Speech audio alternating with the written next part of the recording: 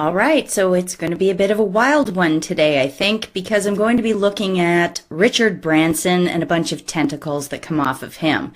And the reason I'm looking at him today is because just a little while ago, he showed up in Vladimir Zelensky's office over in Ukraine for some reason. I mean, Richard Branson, you know who he is? Virgin Airlines, Virgin Galactic, Virgin Telephone, Mobile Service, Virgin, a bunch of things, right? From over in the UK, Richard Branson, that guy. He's over there with Zelensky? Why? In this video, I'm hoping to answer that question from my own perspective, what I see. And I have to warn you, it gets really dark.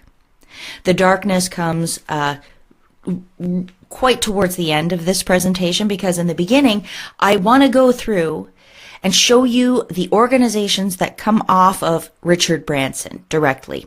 I want to show you how he's involved in grooming the next generation of billionaires who will take up the mantle when the older guys retire, I guess, or step out of the spotlight. I want to show you that there's some sketchy people involved in philanthropy. I'm going to talk about human trafficking, human exploitation in every possible means.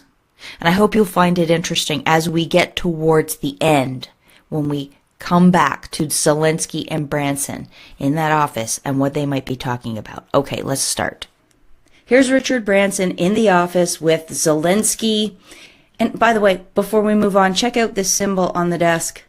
What is that? Anybody know? Please leave in the comments if you know what that thing is. It's like an all-seeing eye in a circle. I don't know what the word is there. Obviously, it's in Ukrainian, Russian, or something. And the thing about Ukraine is that it's full of criminals, right? This is not surprising. We know that the Azov Battalion and other militias and militant groups that are fighting this war against Russia so valiantly, yes, they're neo-Nazi groups, many of them funded, the rumor has it, by a Jew called Kolomoisky. And Kolomoisky is very close to Vladimir Zelensky because they had a relationship through this television show, and the network, the production company that Zelensky started with this guy named Serhiy Shafir. Okay? Zelensky had this company, and Kolomoisky ran the shows produced by this company on his network, and of course one of the shows was that Zelensky was president of Ukraine. Can you believe this? So that's how that went. But in the Pandora Papers, which is like a big leak of financial information about a whole bunch of oligarchs and different captains of industry and political people in the world, they found out that Zelensky and his partners in comedy production owned a network of offshore companies related to their business based in the British Virgin Islands. The thing is, the British Virgin Islands is where Richard Branson does a lot of his business. He owns two different islands, Necker Island and Mosquito Island, in the British Virgin Islands. And he hosts a lot of conferences there, etc. We're going to get more into that a little later in the video. So in Ukraine, as you know, the war is going on, and one of the things that has happened, they tell us, is that thousands of vulnerable children are unaccounted for. This article from the BBC, March 11th, they no longer bother to put the years on here. Drives me crazy, but it was from this year, 2022. Traffickers are targeting parentless children on the Ukraine-Poland border, says a group evacuating orphanages in the war zone. A team of U.S. military veterans is helping to organize safe passage for the estimated 200,000 children in Ukraine's orphanages and foster homes. But they say thousands are unaccounted for, and fear some may already have fallen prey to people traffickers. Aerial Recovery, a team of former U.S. military veterans who are assisting vulnerable people fleeing the crisis, is working with the Ukrainian authorities to establish a system that will make it easier to keep tabs on the country's parentless children. The government doesn't really have the capacity to deal with this problem, says Jeremy Locke, pictured right here, the team's chief of operations. So who is Jeremy Locke? Here's his Instagram, Lock and Loaded. You can see Chief of Operations, Aerial Recovery Group, retired U.S. Army Special Forces Green Beret. And it so happens that Jeremy got married in the British Virgin Islands in February 2021 to a woman named Brittany Turner. The significance of that is that Brittany Turner is the founder and CEO of Aerial Group. It's a Tennessee-based social enterprise company that provides real estate development, media production, education, motivational speaking, disaster relief, nation development, and other nonprofit work. Wow, that's pretty impressive. What a resume this girl has. And look, Aerial was listed by Forbes and Fortune as the 6th fastest growing woman-owned, woman-led company in the world. Yeah.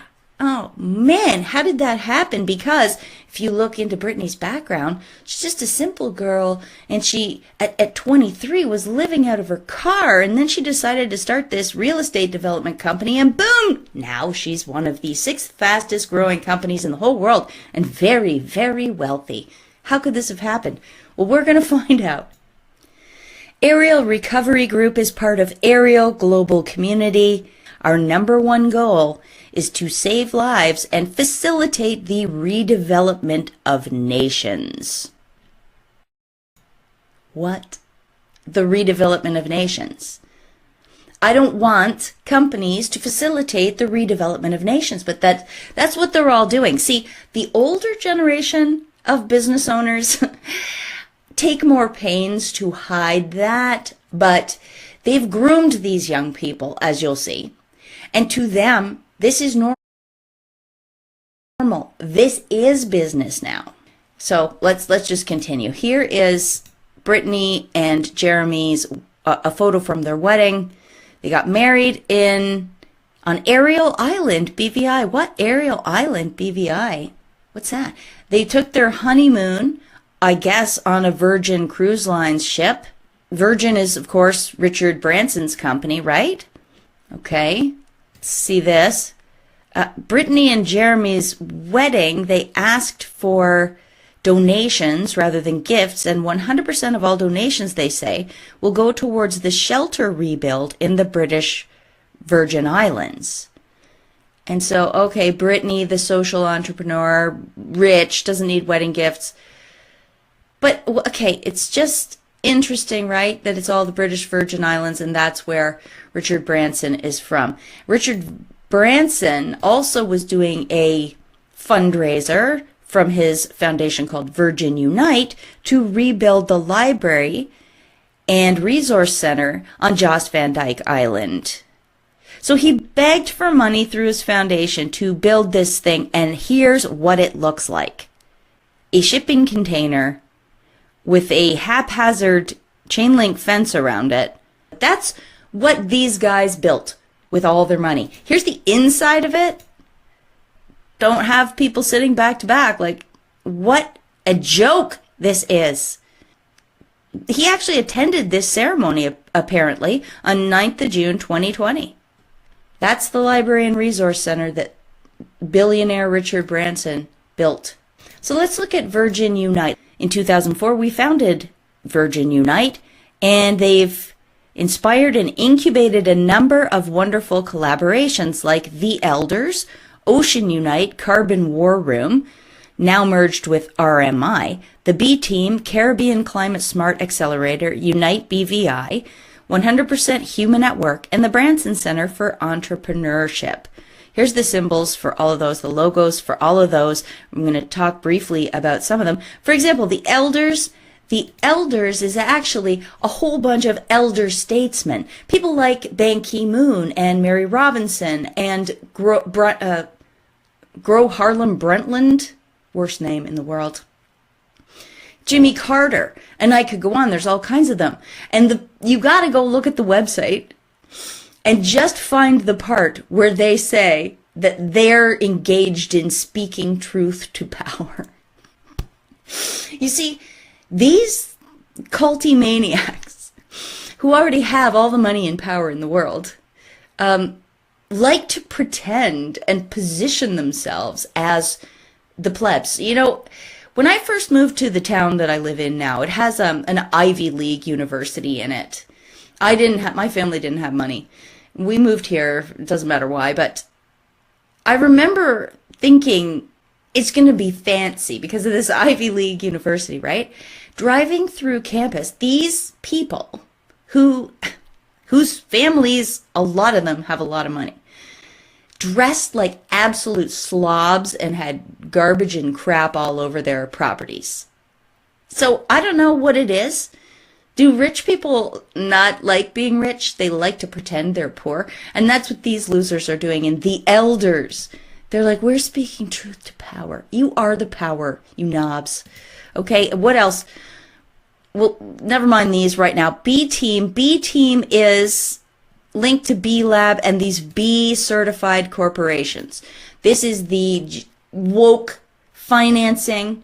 It is kind of an organization that set itself up to be like certifying companies as how compliant they are with all the UN Sustainable Development Goals, and they give them a score, and then that score can be taken forward to banks and funding mechanisms, and you know they just won't get invited to the party if they don't have a high enough score. It's a social credit score for corporations, so that's what that is. And let's look at what's the next one here? Oh, the Caribbean Climate Smart Accelerator. For example, they did the 10-island challenge in the Caribbean, and it says that the leaders demonstrated their commitment to renewable energy and efficiency on Richard Branson's home of Necker Island. So here's some leaders of these Caribbean nations. You'll see most of them are black, as it should be, but guess who's doing the actual work and assessment? This very northern white country, Norway. Norway's doing it. And the customers for this were Carbon War Room, Rocky Mountain Institute, and the Clinton Foundation. If you want to learn a lot more about it, a very deep dive, Corey Lynn at Corey's Digs did Shipwrecked on 10 Islands with the Clintons and Branson, explaining how this is not at all what it seems. And as she points out here, it was a renewable energy project that locked in every island, forming a perimeter around their favorite places such as Haiti, Dominican Republic, Jamaica, Aruba, Bahamas, Puerto Rico, Venezuela, Colombia, Kenya, and Tanzania. And she says, if one didn't know better, isn't that the route that drug traffickers and child traffickers utilize? It could be just a coincidence, Corey says. Oh yeah, could be. I wonder if it is. By the way, that organization is still going on. And they're having a big investor forum in September this year. Register now. Register now if you want to get your fingers in the pie of this green energy scam in the Caribbean, where they can build you a nice piece of crap shipping container painted blue or something along those lines. What does renewable energy depend on? It depends on batteries. It depends on solar power, solar panels, and all of the chemicals and elements and minerals that go into those things, and they need just billions of tons of that stuff to make their products. So what does that depend on? That depends on cheap labor to get it out of the ground, doesn't it? And the observation has been made by a lot of people and organizations that green energy policies are built on slavery and child labor. This is from Climate Change Weekly. They admit it. This is from Foreign Policy magazine. Clean energy is powered by dirty labor. This is from Amnesty International. The glamorous shop displays and marketing state-of-the-art technologies are stark contrast to the children carrying bags of rocks and miners in narrow man-made tunnels risking permanent lung damage and risking more than that, risking collapse, risking serious injury, risking other damage from the toxicity of what the materials they're using are. And if you recall, I did a video about this family called the Quants because they are the company behind the UK's digital ID passport scam. And the Quants are a family that were directly owners of a slave-using factory in Nazi Germany. And what did they make in one of their factories? They had many. One of their factories, a big one, batteries. And their slaves, 60,000 of them, approximately, died very regularly because of the toxicity of the materials they were pulling out of the ground. The more things change, the more they stay the same, right? These absolute fascist, slave-owning, fake philanthropist maniacs. Something interesting, when I was Googling this company, hold on a second. Sorry, this organization. Remember they said one of the customers of this 10 Island Challenge was Rocky Mountain Institute. I thought, oh, I haven't heard of that, but I was just fooled because actually it was mentioned in Richard Branson's list here, RMI. I just did not notice that it had gone by the initials. So Rocky Mountain Institute, I was Googling that to find out, and it's really weird what came up on the list of auto-suggested questions that Google gave me. Check this out. Out of nowhere, RMI, and all of a sudden it says, are Marshall Islanders U.S. citizens? Are the Marshall Islands still a U.S. territory? Super weird. Because I've done a couple of videos about the Marshall Islands and human trafficking coming out of there. It seems like Micronesia area is a transshipment point and a way station for human trafficking. I've done 2 or 3 videos that mention it, and here's one of them here if you wanted to go back and look at it. It's from 2019, so you'll have to scroll way back in my videos to find it. Back in 2002, there was even a story about workers from Disneyland being brought over from the Marshall Islands under a contract. Body brokers would go over there and recruit them and get them, basically, it's like indentured servitude. That's interesting, eh? Disney, it's mentioned by name. Now, one of the other organizations that was mentioned on Richard Branson's list there that Virgin Unite is involved with incubating and creating is this one, 100% Human at Work Network. Here's where they pretend that they really care about their employees, and they consider their employees to be stakeholders in the new world of stakeholder capitalism, aka Klaus Schwab's dream of the Great Reset, where basically corporations run the world. Yeah, they pay some lip service to, listen, we have to listen to the experts, our own people, they say. And CEOs shouldn't forget the great perspective that employees can offer. They earn that from working on the front line. But down here, it's really interesting. This is the very end of this article. The B Team Australia will be releasing its Future of Work principles and discussing relevant examples from its members organization at an invitation-only panel on June 11th. Obviously, you can see how their words don't match their actions. Okay, so far, why are we talking about this again? We're talking about all of this, believe it or not, because Richard Branson just went over to Ukraine and sat in the office for some mysterious reason with Zelensky. We know Zelensky was at Davos saying straight up, I offer my country to you all. I can get you cheap labor, he said. The theme here, the theme going through this is the exploitation of people.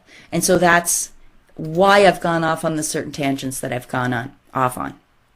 Because these powerful fake philanthropists are actually all about just covering up their willingness to use people in every possible way. So if you were planning on exploiting labor for mining, let's say, you might start an NGO that says that it's against using children for mining. Honest to God, it's that cynical. It's that cynical. And like I was saying earlier, the older generations are a little more skilled at hiding it. But people like this, Brittany, who's only 32, she has been in this milieu, and as you'll see in a minute, groomed by these people. She just comes right out with it. Here is one of the other companies Brittany has started. And now you're going to get to see why she got to where she is. Want an exclusive GeForce mastermind call? This is where Brittany at 32 schools other people on how to be a billionaire like she is by exploiting philanthropy and also, I guess, doing some real estate and that. Who's pictured with her here as the business mentor? Richard Branson. They're walking around together. Now, I don't know if he's officially involved in G-Force or she just used a picture to, advertise. I don't know. But I do know Britney is deeply involved with Richard Branson. Just quickly to show you that I'm not lying, the story of her is that she founded this company at the age of 21. She's since formed multiple companies. She's won all the awards. She promises weekly interaction in her G-Force meetings for members if you sign up to learn from Britney. Why would you want to learn from Britney? Well, because, she's big time now. She and her company are sitting there with the Ukraine military administration working on saving orphans. She's big time. She has hit the big time. But I don't think it's because of her own gumption.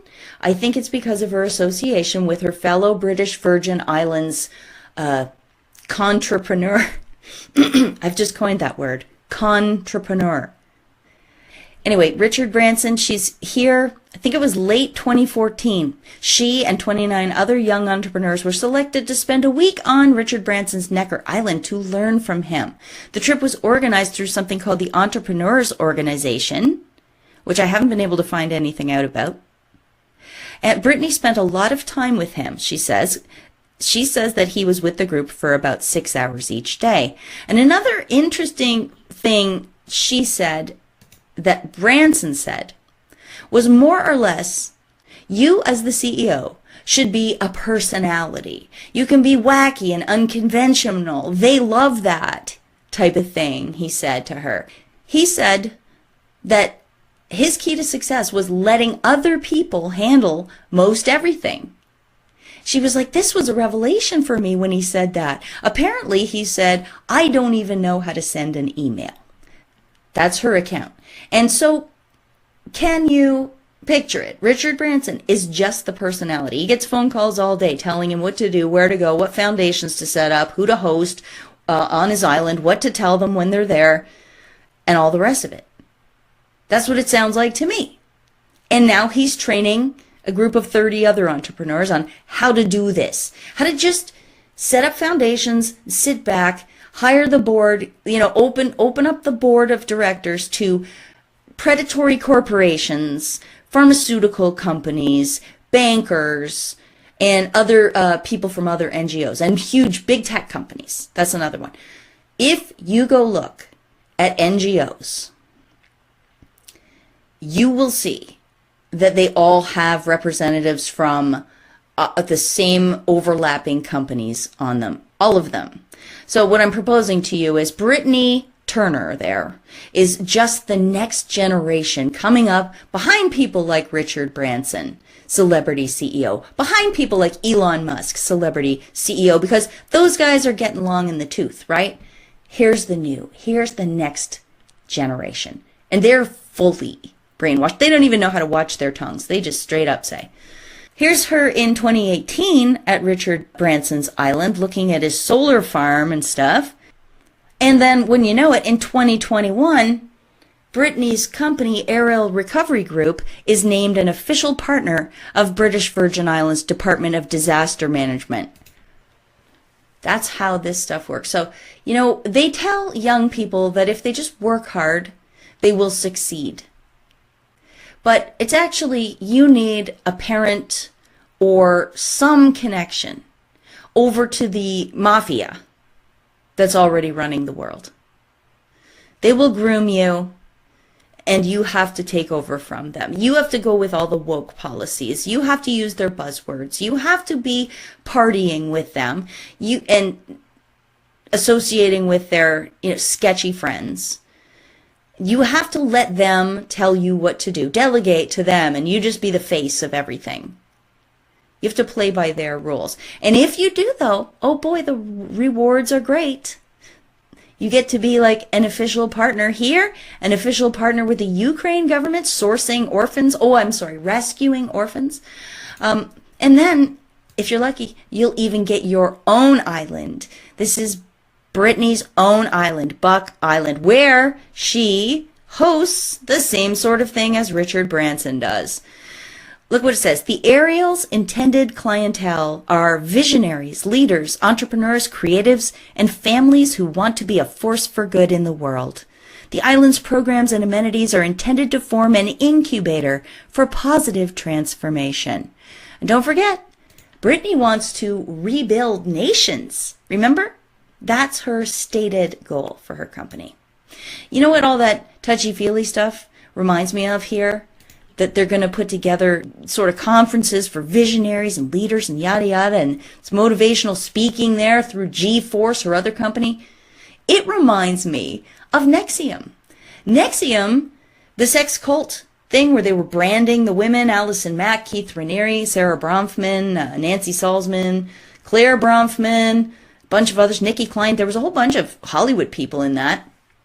That's what they said they were doing. They also had a whole bunch of sub-foundations and sub-companies. One of them was called the Ethical Humanitarian, or Ethical Humanitarian, I think. We'll look at that in 1 second, quickly. And why do I bother even bringing this up? Because Richard Branson, of course, hosted the NXIVM crew on Necker Island, just like he hosted Brittany and that 30 entrepreneurs, a while back. Now, was he in the know about what they were doing? I hope not, because what they were doing was sex trafficking. Sex trafficking, Nancy Salzman, Keith Raniere. Claire Bronfman didn't actually get convicted with sex trafficking, but she did get convicted with harboring illegal aliens for financial gain. I mean, that's just another form of trafficking, labor trafficking, exploitation of humans anyway, no matter how you look at it. Just a little more here about NXIVM. 80 people have signed on to a lawsuit claiming the NXIVM cult leaders exposed them to human fright experiments, so human experimentation, forced labor, human trafficking. That's what this operation was all about. Did Branson know? I don't know. Here he is endorsing them on their Ethical Humanitarian webpage. This is archived because they've taken it down. So the images are missing. But look right here, Sir Richard Branson, founder Virgin Group. The tools you have for compassionately dealing with complex ethical and global issues are not only unique, but also extremely valuable. This, along with a program of coordinated, organized resources, makes for an innovative approach to transforming our society. I think your founding event will be extraordinary and potentially world-changing. See the pattern? See the similarities between Brittany Turner and that? They always say the same thing, and it's cover for the worst stuff imaginable. So I'm wondering, now that NXIVM got busted, is Richard Branson helping groom the next generation of pretend motivational speakers who actually are just going to get people into a weird cult that gets itself involved in human trafficking? Well, it's not like Richard Branson isn't already connected to the anti-child trafficking movement, which could be, as I've said before, a cover for other things. He's deeply involved with International Center for Missing and Exploited Children, ICMEC. In fact, he was the founding sponsor of ICMEC in 1999. Here's a picture of a bunch of people that were on the board of directors of that organization in, I think it's 2014. But the connection to it goes deeper than that. His mother, Eve Branson, was a founding member on the board of directors right there in 1999 when it was formed, along with Cherie Blair, wife of Tony Blair, former UK Prime Minister and liar Tony Blair, Hillary Clinton, wife of Bill Clinton and former Secretary of State and Governor of New York. You all know who she is. And this woman, Lady Catherine Meyer. Lady Catherine Meyer is married to a diplomat, former U.S. ambassador, British ambassador to the U.S., Christopher Meyer. He is now a sir. I'm not sure why he was knighted, but if you go check his Wikipedia page, he's got to be very, very connected because he's one of these people that's a freeman in the city of London. which very few people get, because the City of London is different from London, the city. Hopefully you know that by now. But if not, Google it. There's a story here about how Lady Meyer used to be married to a German doctor who then kidnapped her sons and kept them in Germany, and German courts ruled in his favor, so she didn't get to see her sons forever. She married Christopher Meyer, maybe hoping to get her sons back. I don't know, but they've been together ever since, so it's been a long-lasting marriage. And then in 2018, Sir Christopher Meyer got beaten badly while getting out of the underground, the tube, in London. They say it was by two teenagers, one of them a girl. But then they did get identified and charged, but nothing ever happened. And later it came out that they didn't beat him up, that he actually fell. So it's a bit of a mess. The story is a bit of a mess. And when stories change like this, with an important person like that, I always assume it's something else entirely. Like perhaps it was a warning to him, or perhaps to his wife, about something diplomat related. And when I say diplomat, I mean spy. Yes, I think he was a spy, and at least an asset. MI6, CIA, who knows what? Who knows what country? It could be anyone. The globalist intelligence service, it doesn't really matter. I just think he was an asset, as many diplomats are. And I also think, for the record, that Richard Branson's mother, Eve, was too. If you go look at her history, yeah, I'd say that's how young Richard got his start and became a billionaire, because his mother was actually really, really tied to the deep state. Now, the other woman there, Cherie Blair, that started ICMEC along with Hillary Clinton and Catherine Meyer, you know who she is, wife of former UK Prime Minister Tony Blair. But this is the interesting part. Her dad. I'd never heard of Anthony Booth, but Anthony Booth was an actor well known in the UK. Apparently, Booth developed a taste for acting when he was posted to the army to SHAPE, SHAPE, in Paris. And that is the Supreme Headquarters Allied Powers Europe, the military headquarters of the North Atlantic Treaty Organization, NATO. Boom! I mean, right there. Right there. That's something. So he was an actor. He got interested in acting through NATO. Go figure. Did they need some performers for various roles in perhaps false flags, or to perform for the cameras in reporting? I don't know. Anyway, he was involved in theater, normal acting stuff, and then he became on television. But here's an interesting story about him from 1979, and you tell me if this sounds like it makes any sense. Booth nearly burned to death in November 1979 when, during a drunken attempt to get into his locked flat, he fell into a drum of paraffin. He spent 6 months in hospital and needed 26 skin graft operations. Seriously? So what kind of place did he live in? He was a fully grown adult by then. He wasn't some teenager in a flop house somewhere. He fell into a vat of paraffin. A boiling vat of paraffin was somewhere near his door as he was trying to get in to his house. I don't know. It doesn't make sense. Once again, like that guy that got beat up at the tube station, I'm thinking they either wanted to get rid of him and he just didn't die, or they wanted to scare him somehow. You know, and then his daughter goes on to marry the UK premier. Interesting. I have one more thing there. He has another daughter. In fact, he has a whole bunch of daughters with a whole bunch of women. Lauren Booth is a broadcaster and journalist who happens to carry some sort of specialized passport for Palestine. Spook, spook, spookity spook. Okay, so that takes care of these two founders of ICMEC, who were funded by Richard Branson, whose mother was on the board of directors and probably a spy. And I won't go into Hillary Clinton's stuff. Hopefully you already know about all of Hillary Clinton's evil deeds that surround the Clinton Foundation, the Clinton Global Initiative. I've gone into it a million times.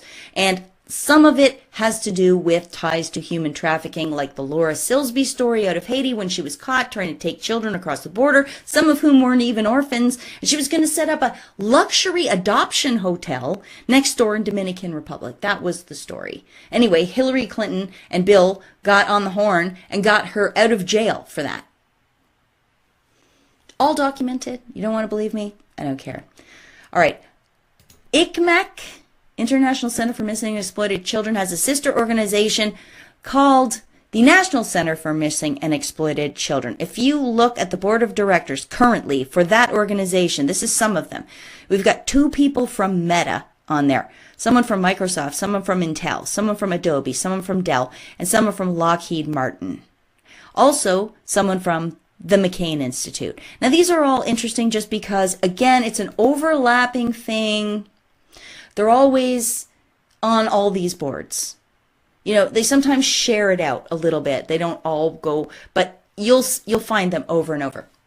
And why? Why are they so interested in this? Why are they doing this? But the most interesting one is the McCain Institute. Is on the board of directors for the Center for Missing and Exploited Children, right? Well, then consider this. Cindy McCain admits we all knew. We all knew about him, Epstein. We all knew what he was doing, but we had no legal aspect that would go after him, she said. They were afraid of him, she said. She has got a seat on this board, National Center for Missing and Exploited Children. And the McCain Institute, that she is, what do you want to call it, owner of, founder of, has a combating human trafficking aspect to it. That is one of their main goals. So what do you mean you don't have it? So you're admitting, Cindy McCain, that all your guys' organization of fundraising and conferences you go to are worth zero. They're nothing. They're worth nothing. Everybody should stop giving money to these or believing these people at all. They do not have children's interests in heart. And even if they did, according to Cindy McCain, nobody would do anything about it anyway, even though they all know. What does that tell you? It's disgusting. And, of course, Jeffrey Epstein and Ghislaine Maxwell, both charged with child sex predation. Ghislaine Maxwell found guilty of sex trafficking and going to spend 20 years in prison.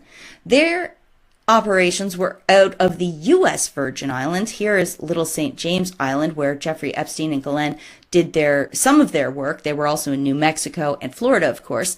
But here's Necker Island and Mosquito Island, where Richard Branson has his stuff going on. Now, I am not alleging that Richard Branson is involved himself in trafficking children. Certainly not. I have zero evidence to point to that. But I do know that he's involved with a lot of people who are involved in it, and his whole world kind of revolves around the area where that happens, the organizations who would benefit from it, etc. That's all I'm saying. Oh, yeah, and I should point out that Ghislaine Maxwell was involved with it, just to show you how phony baloney these people are. Save the Children. Ghislaine Maxwell was involved in Save the Children organization. Get what that's supposed to do. It's supposed to take care of orphans and rescue people from child trafficking. Like, it's so obvious what's going on here. Or they're just so bad at it that they should be immediately all disbanded. Well, isn't it interesting that NXIVM got busted and the Epstein-Maxwell child trafficking operation got busted? So now we have this girl in the right area, and Richard Branson is taking her under the wing, and she's slowly but surely setting up all the pieces to take over from it. I mean, here she is here, Aerial Recovery Group. Look what she's been doing since 2017. So since shortly after she started spending time with Richard Branson, she started doing disaster relief at first, some of them in the U.S., a lot of them in the islands, and then refugee crisis humanitarian aid mission in Afghanistan, and now, of course, the free-for-all bonanza that is Ukraine, with their supposedly gigantic hundreds of thousands of children that are unaccompanied during the war. And they all rushed in there like fleas and flies, didn't they? Like vultures. They all rushed in there. And they admit, they put it in their documentation. They're like, we're here because Ukraine does not have proper vetting procedures to make sure that the NGOs they're working with are above board.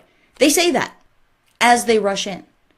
I guess they want us to assume, like, well, if they're saying that, then they must be one of the above board ones, right? It does not compute, though.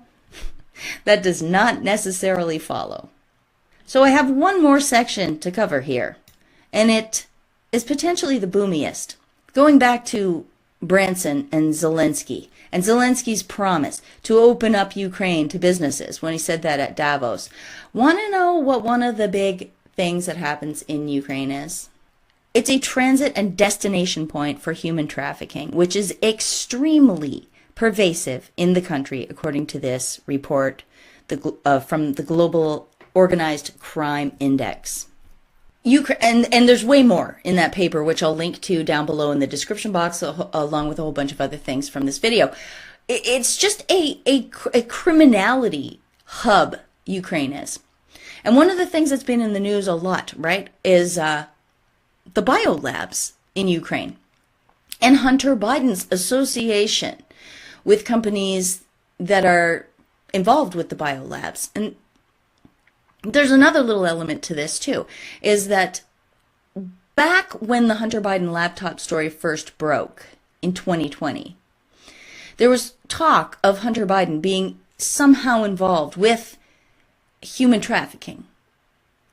Now, immediately, everything got shut down when you tried to talk about this online. So it was hard to get the information. I and a bunch of other people got booted right off YouTube. I lost my PayPal. This is what it was all about, I think, was the Hunter Biden laptop story. And it wasn't so much to protect Hunter Biden. It was to protect this global criminal mafia that could be exposed through the whole Hunter Biden, Joe Biden involvement in Ukraine stories. That's what I think. Because this is huge. Okay. And it's twisted. So let's just look at this one story from Washington Times, 2022. Report, Biden unwittingly paid for Hunter's frolics with Russian-linked escorts, and that was a company called Uber GFE. And Uber GFE looks like a pretty big concern, but I could be wrong. They operate out of USA, London, Paris, Dubai, and they don't list it here, but obviously Ukraine. And Hunter Biden basically told his dad about it, and Joe wired his son the money to pay for these things. Uber GFE. But that's just the tip of the iceberg. The really big story is that Hunter Biden's investment fund is linked to the Ukrainian biolabs engaged in pathogen research. And this is coming from the Russian Defense Ministry. Some people will discount it because of that, but just hold your horses. So we're talking here about one of Hunter Biden's many companies called Rosemont Seneca Partners, and how they helped get money not only from Metabiota, which is another American biotech company that goes around searching for viruses and other things like that, but also Black & Veatch. And this is one of the main suppliers of equipment for Pentagon biolabs around the world. That is coming straight from the Russian Defense Ministry, and the mainstream media at first denied the existence of the biolabs totally, and then of course didn't take long before some Victoria Nuland spilled the beans and admitted they were there. And then, now the WHO has even come out, and this is in March, the WHO comes out and confirms it by saying that it advised Ukraine to destroy pathogens in the health labs, or they're calling them health labs, to prevent disease spread. March 11th, 2022. What do you think that's all about? The WHO does not want to get caught here as having been involved with something very illegal and dangerous, but it admits that they supported them. They supported the labs along with the European Union and the United States. So it's like, oh, we told them to get rid of their bad stuff. I hope they did, because, there's a war now. We're being exposed. The Daily Mail confirms all of this also, March 2022. It says, emails from Hunter's abandoned laptop show he helped secure millions of dollars in funding for Metabiota, a Department of Defense contractor specializing in research on pandemic-causing diseases that could be used as bioweapons. And then they also talk about the Ukrainian natural gas firm Burisma, and this is the one where Joe Biden sits there on camera and admits that he was going to give $1 billion in aid to Ukraine, but if they didn't fire the prosecutor that was going after his son's connected companies, that he would not give them the $1 billion. And boom, he says, Well, son of a bitch, they fired him. Famous video that many people out there in the world will never have seen, because no doubt there's a fact check out there. If you Google it, probably says fact check. No, Biden did not have a prosecutor fired in Ukraine. People, wake up. They lie. The whole of Google, the whole front page, 2 pages in, they still just lie. That's why you don't know. That's why you don't know most of this stuff. That's why you don't know that there's a Dutch revolt. The farmers, it's big. In Holland, there is a revolt happening in Italy. There is a revolt happening in Sri Lanka and elsewhere. That Pfizer just pulled out of Uruguay, the country, completely, because Uruguay said, you can't give another vaccine until you tell us the ingredients. And Pfizer was like, oh, see you later. You don't know any of this, normies, because the news lies. And they've lied to you about all of this stuff. All right, so I'm going to wrap up with the creepiest stuff of all. What might the Ukraine want and be doing with the biolabs and the human trafficking? What's going on? Here's a hint. This is an old story, 2006. Ukraine babies in stem cell probe. Healthy newborn babies may have been killed in Ukraine to feed a flourishing international trade in stem cells, evidence obtained by the BBC suggests. Disturbing video footage of post-mortem examinations on dismembered, tiny bodies raises serious questions about what happened to them. Ukraine has become the self-styled stem cell capital of the world. There is a trade in stem cells from aborted fetuses, and claims are that stem cells are also being harvested from live babies. I am so sorry to even read that. And you might be thinking to yourself, well, that's old. Or maybe that one report is wrong. Let me just back it up a little bit, okay? I'm sorry this is disturbing. From the Globe and Mail, a Canadian newspaper, 13 years ago, so 2009, several years after this story. The case of the missing children, lost babies, and corpses without organs fuel allegations of trafficking in body parts in Ukraine. This is just a small section from the article. But they are saying that they would sell living brain cells from fetuses 15 to 27 weeks old. Suppliers were easy to find, he said. One clinic even gave him an invoice for the product. And it goes on. It's sick. So they were providing stem cells to pretty much, it sounds like, quacky labs as a proposed treatment for a great many different diseases and just for anti-aging. Not all of the treatment centers were in the Ukraine. There was one in the Bahamas until they chased him out of there. And I might go into that in another video. But you might think to yourself, like, that was a long time ago. Surely regulation has come in and stopped this kind of thing, and the world community was outraged, yada, yada, right? Well, this is from February 2022. Expansion of stem cell transplant hospitals in Ukraine. It says that it's an action by the cabinet of Ukraine. They are going to expand the Specialized Children's Medical Center in Lviv, a clinical hospital in Kiev, and the City Child Clinic in Dnipropetrovsk. This is a big industry, and it is built on the backs of human beings, very sick. So, yeah, this is what it looks like. Is Richard Branson some kind of mega facilitator of the satanic New World agenda? Everything from their you will own nothing and be happy exploitation of humans for labor, to their exploitation of humans for sex, to their exploitation of humans for medical experiments and actual, basically, the consumption of helpless people by powerful people with money who can pay for it in terms of these stem cell treatments and who knows what else. And with all these NGOs popping up purporting to stop human trafficking and stop child labor. Look at the explosion. It was a $32 billion US industry in 2011, and in 2018 the estimate is $150.2 billion. And it says down here, this does not even account for the proceeds generated from human trafficking for the purpose of the removal of organs or stem cells or other exotic things that they may or may not be doing with people, children, and babies. I'm going to stop talking now.